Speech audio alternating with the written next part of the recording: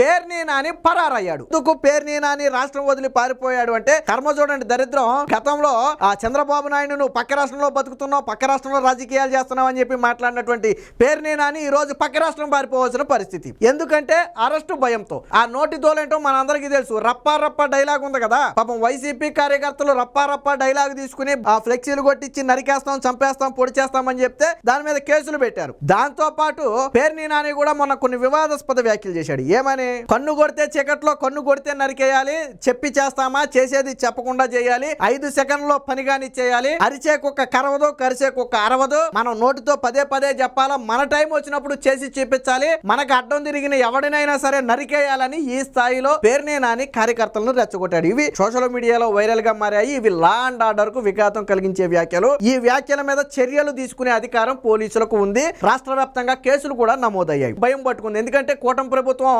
ఎవరైతే law and order ని పాటించట్లేదో మక్కిలు విరిచేస్తుంది. ఆడు అనే సమస్య లేదు. సో పేర్ని నానికి కూడా తత్వం బోధపడింది. ఎట్టి పరిస్థితుల్లో నన్ను వదిలిపెట్టరు, పోలీసులకు చిక్కకూడదు అనుకున్నాడో ఏమో గానీ హైదరాబాద్ జంపు జలాని.